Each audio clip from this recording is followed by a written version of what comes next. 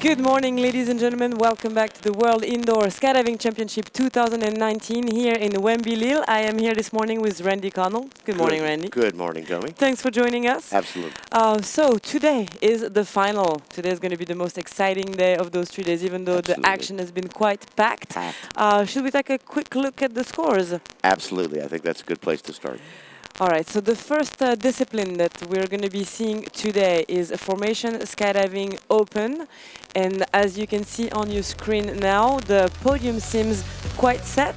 Already we have in third place the USA with a total after 8 rounds of 261 points. Then we have France in second position, 276 points, and Belgium, Hayabusa, dominating the field with 282. Are you surprised? Honestly, no. All of these teams have been showing similar numbers for a while now, and they're all coming in the places we expected, and the numbers are what everybody has been talking about. In fourth place, Qatar, 242. Quite a big gap between Qatar and the USA. So Yes. does it seem like the usual suspects are as unattainable as usual? I think that's where we're headed, but you know, all it takes is one good mistake or one really bad mistake actually, and you can shift this up. But it's going to in order to change most of these spaces, it's going to take something fairly large. The flying we've been seeing, especially from the top teams, I mean, there is bust here and there. They might have little mistakes, but we've never seen really anything absolutely melting down. Exactly, Yeah. exactly. Actually, even in dynamic, we haven't, like, we used to see a lot of massive meltdown, and we have not seen a single so far. So I guess the sports is growing. It is, and you know, in any sport, consistency across the term of the competition is what delivers championships. All right, so we're going to go, the first flying that we're going to see today is the 4-way FS Open, and then we're going to move on to the 4-way FS Female, with maybe still a fight for the top here. We have in third position the USA with 214. In second place we have France with 225 and the United Kingdom NFTO with 227. So just 2 points ahead with 2 rounds to go. Do you think the Frenchie can do it? The Frenchies could do it. I think it's more likely that it would take NFTO to actually make a mistake. But in the end, those who make the fewest mistakes win. Well, that's going to be exciting. So America in third place in both those disciplines. I'm assuming there's work in the process to climb that ladder. Oh, you can bet on that. Go back to the top. All right, and we have the first 4-way team coming into the antechamber. So the order of the flight is going to change slightly today. They've been so far they were going in team numbers from 401 to the end. Now the order is slightly shifted. Why is that? The reverse order of standing is how they've been lined up, and the idea is to give a little bit of drama so that you don't have say Belgium competing first and then and France competing last, so that they're there together and we can see them head to head. All right, so the way it was working before is they would take the result from the previous first category event. So in that case, that would be Bahrain, the last World Cup. Correct. And any team that would not have been participated in Bahrain would be draw randomly. So all the new team randomly draw for the beginning of the round, and then from last to first placing. But they've been basically doing the exact same thing now, but with the results of this competition after round 8. So the results that you can see right now on the webpage, www.wisc2019.com. If you go into the score results, that's the order they're going to be flying in. So we're going to start by watching Lithuania, team 408, currently in last place with a total of 146 points. But before we watch them fly, Randy, can you run us through the draw for this 4A Open category? For round 9, the draw is O20A17. That's Satellite, which is a random, followed by the Piver Viper block, then Unipod, another random, then Danish T Murphy. This is a modestly technical dive. The Piper Viper block tends to be a little slow, and it is technical because there are so many different combinations and ways to do this due to the turn directions in the enter. The Danish team Murphy involves what is referred to as memory, but it's or slot switching, where the normal positions relative to each other gets shifted every time they go through the block. So potentially we're going to see different engineering between the different teams. Usually the less experienced team go for something a bit more conservative and easy, but that takes a bit longer. Yes. And the top teams go something that's more challenging mentally mostly, because you have to, with it from one page to the next, you're not all the flyers are in the same spot. So you need to remember two different types of way to go from one point to the other, and I guess there's more potential to make a mistake here, but it is faster. It is. So for those who are just joining us, who have not been listening to our sweet, sweet voice for the last 2 days, can you run me again through the difference between a block and a random? Certainly. A random is the simplest formation, and when it's presented in the dive pool, it is simply one formation. A block has two formations, which we refer to as the top and the bottom, and they have a specified enter, which is how the team must go from the top to the bottom. And they often involve moving in pairs or in trios, and it adds a fair amount of difficulty to the concept, and it almost always adds time. But for a random, contrary to what I thought originally, before watching so much FS lately, I thought one random was 1 point, but that's not the case. It's actually 2 points, because you build something, you move it a certain way, you rebuild it, and that counts at 2 points. For a block, yes. For a block, sorry, yes. excuse me. Yes.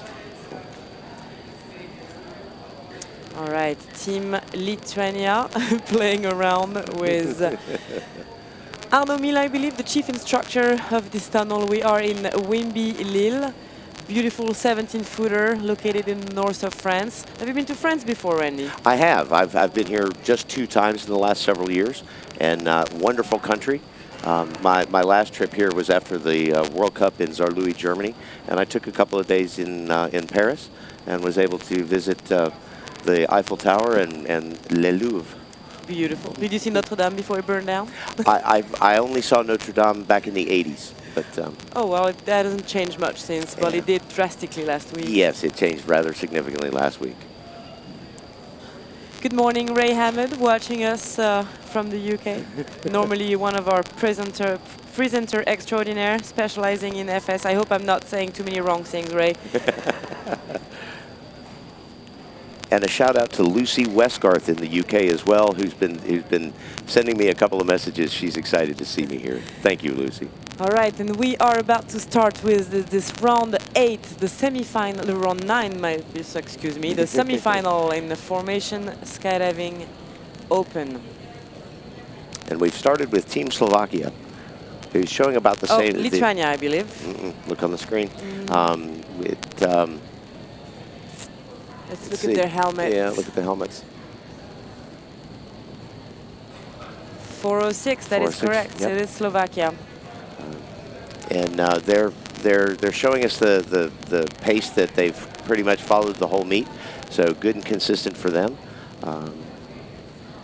So when you watch them like this, I mean, obviously for us, for the untrained eye, you can see a difference between a bottom chart team and a top chart team in the explosivity, in the speed, in the pace, in the rhythm that they're flying, in the efficiency of their direction. Now, formation skydiving is not a discipline that is judged live, as in first event category or forever, actually. There's been some playing around with the concept.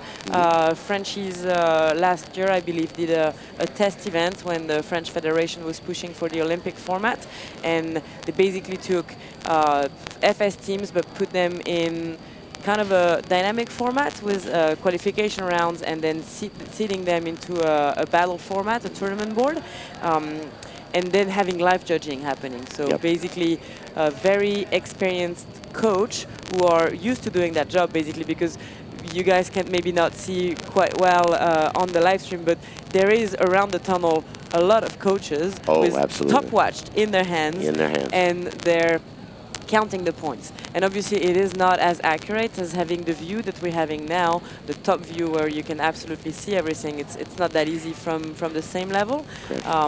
But it's been played around with, and I feel like if we want to make this sport more interesting for people, being able to have live judging on that might be maybe a good idea. What do you think? I think so, because the alternate format that was tested was effectively it was a race, because the skydive was set as, I believe it was a 20-point skydive, and then it was just so you always knew what the number of points was. The question was who got to the 20th point the fastest. It makes it slightly easier to judge because the judges are not worrying about counting points. They're only focusing on finding the busts, and I think if we've got to look at that kind of a change if we're going to expand into the greater market.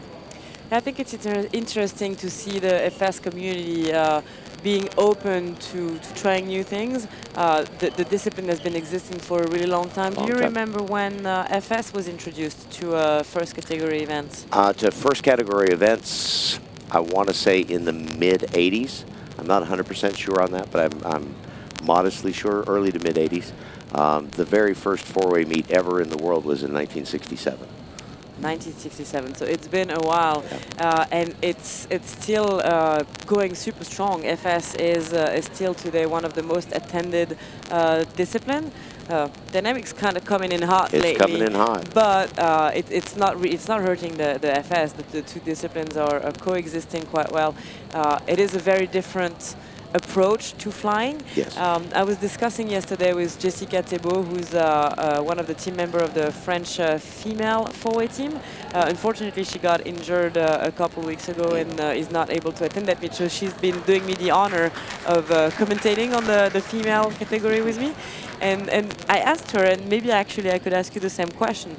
What drawn you to FS originally? What was it in your experience as a skydiver and the way you were brought up in the sports that made you go, yeah, I will dedicate my time, effort, and money to becoming proficient in formation flying? I actually I came to four-way in the late '90s from big ways, and the thing with large formation skydiving is quite often, especially at camps and workups, you can spend a lot of time just lurking your slot, waiting for it to build.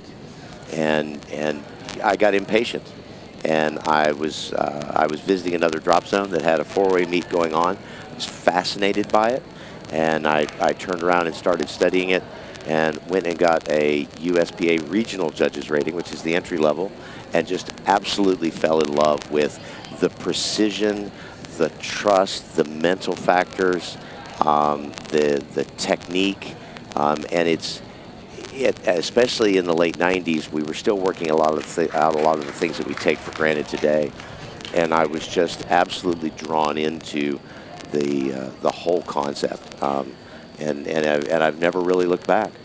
Yeah, I guess that's basically what you're saying is the people, the community. I guess when you started, that was probably the super awesome things to do. It was new, maybe a step up from style and accuracy, and the team aspects, the working together, making this work, and also, as you just mentioned, being part of something new, of having to create the rules, the formats, the shaping something. It is something that we're going through today with Dynamic, and I mean, no offense, but we're one generation apart as far as skydiving goes. We are. And I find it fascinating within our sports that we have this ability to reinvent ourselves, and when we have new tools to our disposal.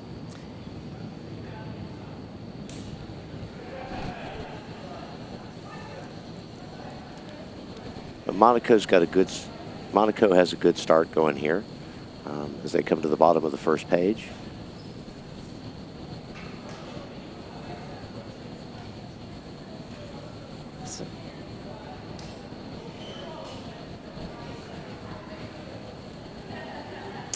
Monaco with 190. They're only 1 point ahead of Poland, so that could still be some shifting going on there with two more rounds. But they are 11 points behind Finland, so that's probably not a gap that can be No, I don't conquested.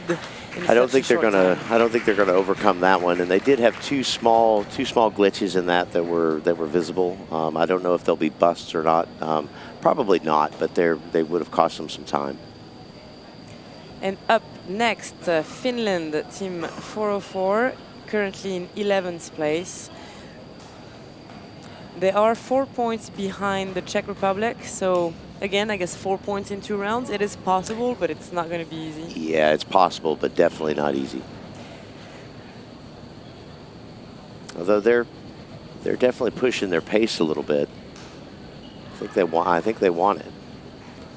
So there's 10 rounds total in formation skydiving, open and female. It is the case now in VFS as well. It didn't used to be. It was 8 rounds, and now it is 10. I've learned that yesterday with JC. Junior, though, is still 8 rounds. Still 8 rounds. For the simple reason of making it a little bit lighter as far as schedule goes on kids. I believe that was part of the reason, and it's also resulted in a modestly reduced dive pool. Some of the hardest blocks have been taken out. All right. Up next, the Flying Circus is their team name. They represent Czech Republic. They are currently in 10th place with a total of 205. 9th place Germany is 213, another probably difficult gap. Yep. Yeah, I guess what we can see after 8 rounds is that over 18 teams, the ranking seems to be quite set. Oh, I saw you make a face here. What happened? Yep, that's a probable bust at the bottom of one of the Piper Vipers. It was a missed grip, and we'll see what the judges say about that. But yeah, that was a glitch. So can you explain us again, what is a bust? There are multiple the technical term is an infringement. Infringement. I actually learned that word when Tamara Cohen helped us translate our 3-word, 5 videos dynamic rules into an FAI document. We learned that a bust was actually an infringement. An infringement. Increasing my English vocabulary here. And all of the infringements are defined by the rules. The most common ones we see between a random and the top of a block, between 2 blocks, or between the bottom of a block and a random, the teams must show complete separation. So at least for one very, very short instant, you must see 4 separate flyers. And if the timing is off even a little bit, the faster you go, the harder it is to do that. That's a common one. Or an incomplete formation where there's just an open grip at the time the formation is keyed to move to the next one. So if one flyer is not completely in place before somebody keys it to move to the next, then Yes. that would be a bust. Yep. Who's in charge of keying in formation skydiving? Is it always the same person for the same round? Can it change from one round to the next? Can it change within one round? Oh, depending, it is, the teams usually have multiple choices and work it out for themselves. However, in a standard plan, it's usually the position called inside center, and he carries about 70% of the keys throughout the skydives. There are times when he winds up out facing, and it has to be shifted to somebody else. So that's all accounted for, part of the plan. But and it was so it not only it can and does change from formation to formation sometimes. So you just mentioned inside center. Mm-hmm. What does that mean? There are 4 basic positions on a team. There are inside center, outside center, point, and tail. When you look at the door, the way to think about this is the person standing, as we see it now on the left, is probably the point flyer. The person standing to the right is the tail flyer. The 2 who are still inside the antechamber and centered in the door are the outside center, who's actually in the airstream, and the inside center, who's still inside the antechamber. So that is heritage from skydiving, right? Absolutely. Because that is originally designed for the door of an aircraft, and Yes. the reason you pointed to the left, mentioning point, is because in America you guys train from left door aircraft a lot. I'm pretty sure that a Frenchie would have pointed to the other direction. The other direction, yes. Since we're training mostly from, we've been historically training mostly from porters, which have a right-hand door. And up in the air now, team 412, representing the UK, with a total score of 2 2:16. They're currently standing in 8th position. I'm going to do something really sneaky that I did yesterday as well and look at NFTO scores. 2:27. That's pretty close, actually. That's closer than they were yesterday. The girls are tearing it up. So 2:27 and 2:16 for AMC. So they are 11 points behind. They're behind the girls. Damn it. There's some controversy here. Oh, yes. Oh, yes. I'm going to try to get some intel for you later. But yeah, it's a case of a female four-way, which we had in France actually last year as well. A female four-way scoring higher than the open team. And in the air right now, team 413 representing Sweden, currently in 7th position, 2:24, quite ahead of the 2:16 from the UK, quite behind the 2:37 from Switzerland. Another pretty assured slot. I think they're probably, they'd have a hard time making any changes to that. Yeah. The next one between Switzerland and the Russian Federation, 2:37 versus 2:39. That is possible here. Absolutely. But I guess the way that the format is engineered, again, a strong heritage from skydiving, because what is more natural than just having teams jumping one after another from an airplane? And that's something that we completely shifted around with dynamic, because in the tunnel you can, I guess, play around with that a little bit more. Yes. The tournament battle. Do you think that's something that could make it maybe a little bit more unexpected? I think it possibly could. It's one thing that I'd like to see. I'd like to see a little more practical play with it.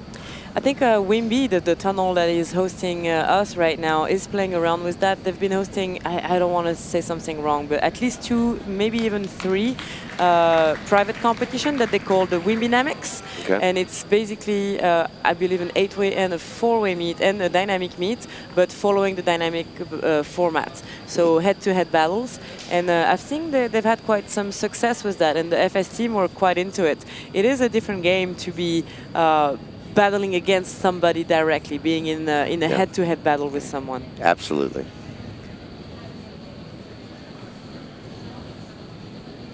And you know, I mean, one of the things when we look at it is one thing that nobody's asked me yet is why is it 4-way? Why is it 4-way, Randy? And the reason it's 4-way is because when it started, the main skydiving jump ship in the world was a Cessna 182, which takes 4 jumpers. And in some cases, and originally this event was not scored on video. It was actually scored on telemeters from the ground. Wow. Which I've tried to do that, and those judges were out of their minds. You're probably really wrong as well. Yes, I wouldn't say, on the other hand, a 10 would win the world championships at the time. Wow. So that is amazing. I did not know that. Yes. Scoring FS from the ground. I would kind of want to give it a shot next time I'm on a drop zone and they have strong binocular. I say, find me sometime if I'm teaching an FAI judges course. I usually, if I have the capability to introduce that, I generally show it as this is how good you've got. Just to give a sense of appreciation to those TV monitors. All right, and in the air right now, 414 representing Qatar, currently in the 4th position with a total of 242 points. Quite far behind, almost 20 points behind the USA here.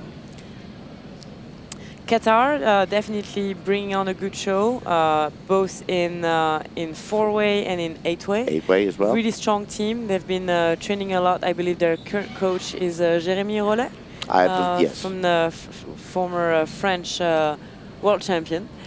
And yeah, they've been training a lot. Qatar has been putting a lot of time and effort and money into training their team. They're all military, I believe. I think so. Yes.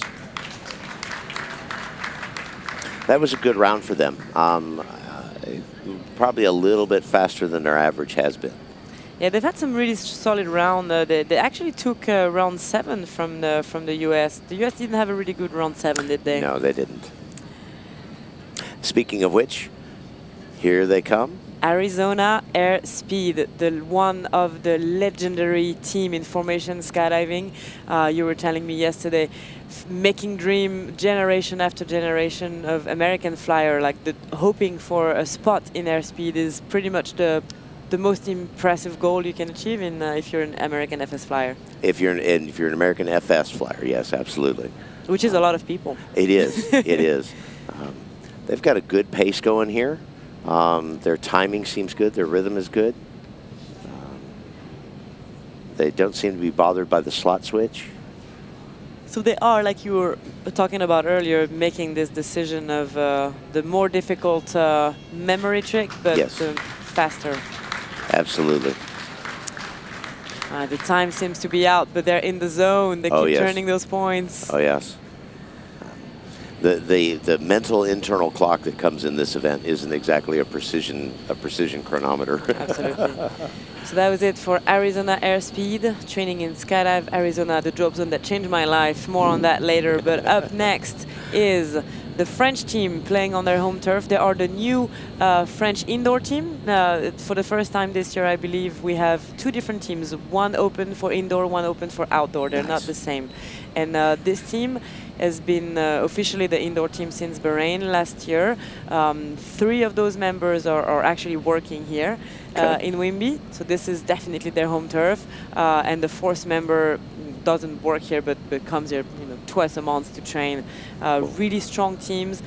First mixed gender, 2 women, 2 men, all former French national team outdoor in the female and in the open category, all world champions. And I believe we have Roy in there as well, former Hayabusa. Okay. That was looking good. That was looking real good. They took no pauses or glitches that I could see. They're coming out of there looking really happy. And some high fives as they go past Hayabusa as Hayabusa gets their brains in it and steps to the door. Undisputed champions of the last few years. Barely enough room on their jumpsuits for all the sponsors that they can have. And Hayabusa putting on an amazing performance and basically smashing everybody else.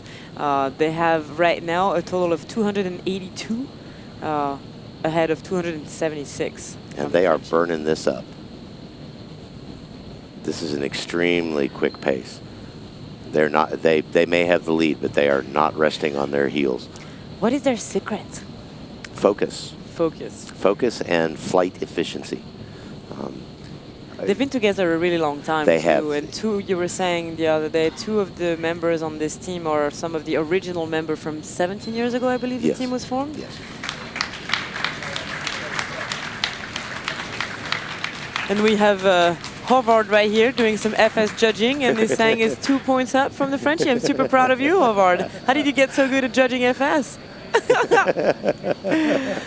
And so I've heard yesterday that there's actually a little friendly challenge going on between Hayabusa and SDC Core, who both of them in their own category don't seem to have too much challenge anymore. So since they're bored, they decided to challenge each other. I've also learned yesterday that the draw for FS and VFS is the same, as in obviously not they're flying the same formation, but the numbers like O20, A17, it would be the same. So it means different format, but it is the same. So they're battling on who's going to have the best average on this competition. Oh, I heard there's beers and push-ups in the Mickey. All right, well, thank you very much, Randy. I'll have you back in a moment, but I'm going to have Jessica stepping in for the female